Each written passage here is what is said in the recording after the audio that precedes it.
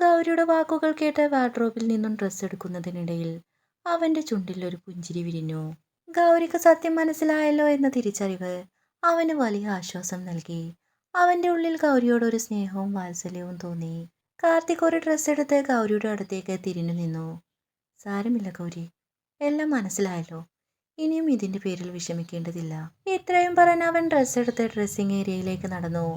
അവൻ പോയതും ഗൗരിയുടെ മനസ്സിൽ വല്ലാത്തൊരു ആശ്വാസം തോന്നി. ഇത്രയും ദേഷ്യത്തോടെ സംസാരിച്ചിട്ടും ഇളയമ്മ ഇങ്ങനെയൊക്കെ ചെയ്തിട്ടും കാർത്തികേട്ടന്റെ ഉള്ളിൽ തന്നോടൊരു ദേഷ്യവുമില്ലെന്നറിഞ്ഞപ്പോൾ അവൾക്കത് ഒരുപാട് സന്തോഷം നൽകി. അപ്പോ ഈ പുറത്ത് കാണുന്ന ദേഷ്യമേ പുള്ളിക്കാരനുള്ളൂലേ? ആള് വെറും പാവമാ, ഗൗരി മനസ്സിൽ ചിന്തിച്ചു. കുറച്ച് നിമിഷങ്ങൾക്ക് ശേഷം ഡ്രസ്സ് മാറി കാർത്തിക് പുറത്തേക്ക് വന്നു. വല്ലാത്ത ക്ഷീണം അവന്റെ മുഖത്ത് പ്രകടമായിരുന്നു. അവൻ ബെഡിനടുത്തേക്ക് വന്ന് അതിൽ നിന്നും ഒരു ബെഡ്ഷീറ്റും തലയണയും എടുത്തു. ഗൗരി, നീ കിടന്നോളൂ, എനിക്ക് വല്ലാത്തൊരു ക്ഷീണമുണ്ട്, ഞാനൊന്ന് കിടക്കട്ടെ. അവൻ ബെഡ്ഷീറ്റുമായി റൂമിന്റെ മൂലയിലുള്ള സോഫയിലേക്ക് നടന്നു.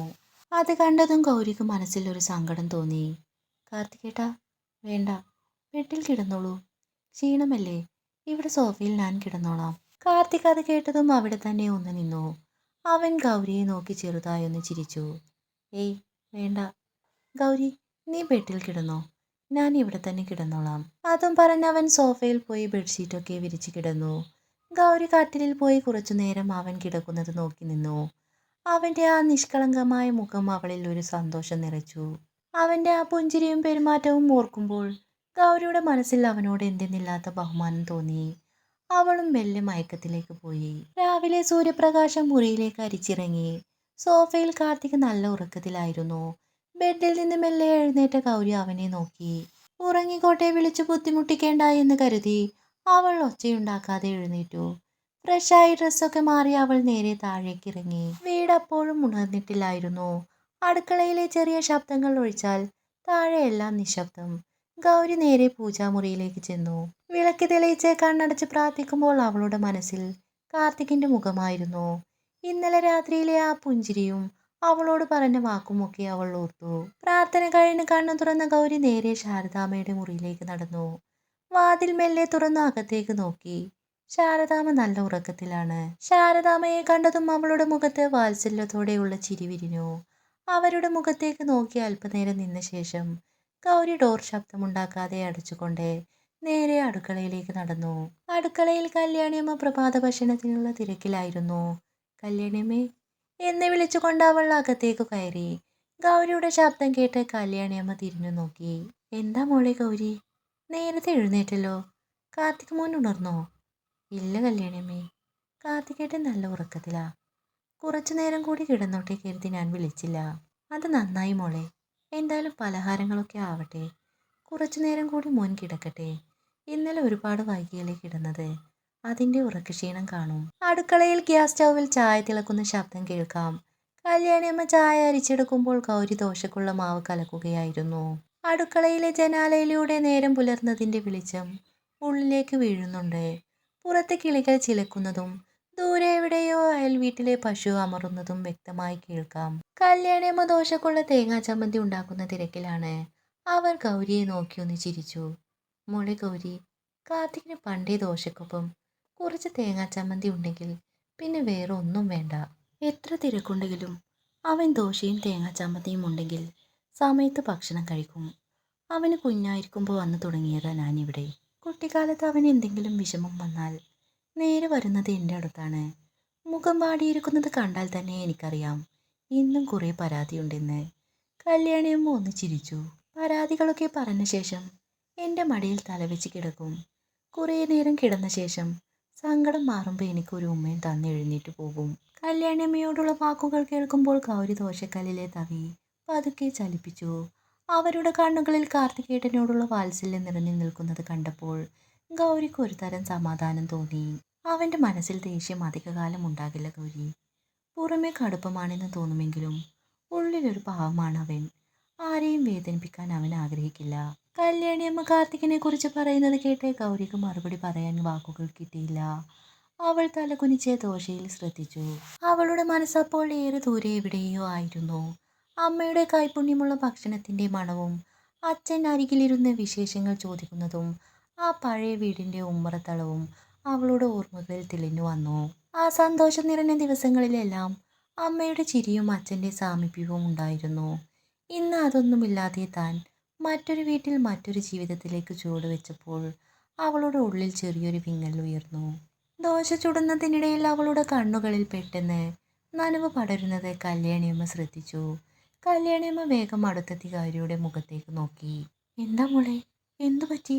ഞാൻ എന്തെങ്കിലും പറഞ്ഞത് നിനക്ക് വിഷമമായോ? മുഖം വല്ലാതെ വാടിയിരിക്കുന്നല്ലോ. എന്താ മോളെ? കല്യാണിയമ്മയുടെ സ്നേഹത്തോടെയുള്ള ചോദ്യം കേട്ടപ്പോൾ ഗൗരി പെട്ടെന്ന് ഓർമ്മയിൽ നിന്നും തിരിച്ചു വന്നു. അവൾ കണ്ണുകൾ തുടച്ചു.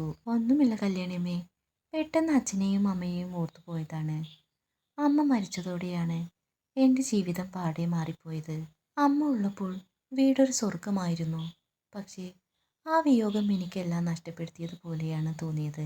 എനിക്ക് താങ്ങായി ഉണ്ടായിരുന്ന ഒരേ ഒരാളായിരുന്നു അച്ഛൻ. അച്ഛനും ഇല്ലാതായതോടെ ഈ ലോകത്ത് ഞാൻ തനിച്ചാണെന്ന് തോന്നിപ്പോയി. സാരമില്ല മോളെ, ദൈവം ചിലതൊക്കെ എടുക്കുമ്പോൾ പകരം മറ്റൊന്ന് തരും. നിനക്ക് കാർത്തികിനെ പോലൊരു ഭർത്താവിനെ കിട്ടിയില്ലേ? അവൻ പുറമേ കാഠിന്യക്കാരനാണെങ്കിലും മനസ്സുകൊണ്ട് നിന്നെ സ്നേഹിക്കുന്നവനാണ്. പിന്നെ ഞങ്ങളൊക്കെ ഇല്ലേ നിനക്ക് കൂട്ടിന്? നിന്റെ അച്ഛനും അമ്മയും ഇല്ല എന്നുള്ള ഒരു കുറവും എൻ്റെ മോൾക്ക് ഈ വീട്ടിലുണ്ടാവില്ല. എല്ലാവരുടെയും സ്നേഹം ഈ വീട്ടിൽ നിന്നും നിനക്ക് ലഭിക്കും. എനിക്കറിയില്ലേ, ഇത് മോള് വീട് തന്നെയല്ലേ? കല്യാണമ്മയുടെ വാക്കുകൾ കേട്ടപ്പോൾ ഗൗരിക്ക് വല്ലാത്തൊരാശ്വാസം തോന്നി. പ്രഭാത ഭക്ഷണത്തിന്റെ മണവും അടുക്കളയിലെ ചെറിയൊരു തിരക്കും അവസാനിച്ചു. ദോശയും ചമ്മന്തിയും എല്ലാം കല്യാണിയമ്മയും ഗൗരിയും ചേർന്ന് ടേബിളിൽ ഭംഗിയായി നിരത്തി വെച്ചു. ഗൗരി വേഗം ശാരദാമ്മക്കുള്ള ചായയുമായി റൂമിലേക്ക് പോയി. വാതിൽ തുറന്ന് അകത്തേക്ക് കടന്നപ്പോൾ ശാരദാമ്മ ഉറക്കമുണർന്നിരുന്നു. കട്ടിലിൽ മെല്ലെ എഴുന്നേറ്റിരുന്ന അമ്മയെ കണ്ടപ്പോൾ ഗൗരിയുടെ മുഖത്ത് സന്തോഷം നിറഞ്ഞു. അവൾ ചായ ടേബിളിൽ വെച്ച് ശാരദാമ്മയുടെ മുടിയൊക്കെ ഒതുക്കി കെട്ടിവെച്ച് കൊടുത്തു. ബാത്റൂമിൽ പോയി ഫ്രഷ് ആവാനൊക്കെ സഹായിച്ച ശേഷം ചായ എടുത്തു കൊടുത്തു. മോളെ, കാർത്തിക് വന്നില്ലേ? അവനെ കണ്ടില്ലല്ലോ. ആ, വന്നു അമ്മേ. ഇന്നലെ വരാൻ കുറേ വൈകി. ആരെയോ കണ്ട് സംസാരിക്കാനുള്ളോണ്ട് കുറേ വൈകിയാ എത്തിയേ. അപ്പോഴേക്കും അമ്മ നല്ല ഉറക്കത്തിലായിരുന്നു. കാർത്തികേട്ടൻ പതിവ് തെറ്റിക്കാതെ ഇവിടെ വന്ന അമ്മയുടെ നെറ്റിയിൽ ഒരു ഉമ്മയൊക്കെ തന്നിട്ടാ മുകളിലേക്ക് ഉറങ്ങാൻ പോയി. അത് കേട്ടതും ശാരദാമ്മയുടെ മനസ്സിൽ സന്തോഷം തോന്നി. അവരുടെ മുഖം ഒന്ന് തെളിഞ്ഞു. ഞാൻ താഴെ വരുമ്പോൾ കാർത്തികേട്ടൻ എണീറ്റിട്ടില്ല അമ്മേ. ക്ഷീണമുള്ളതുകൊണ്ട് ഞാൻ വിളിക്കാനും നിന്നില്ല. കുറച്ചു കഴിഞ്ഞതും ശാരദാമ്മയ്ക്ക് ചായയ്ക്ക് കൊടുത്തു കഴിഞ്ഞ ഗൗരി മുറിയിൽ നിന്നും പുറത്തു വന്നു. ആ നേരമായിട്ടും കാർത്തിക് താഴേക്ക് വന്നിട്ടില്ല. വന്നാലുടൻ അമ്മയുടെ റൂമിലേക്ക് വരുന്നതാ.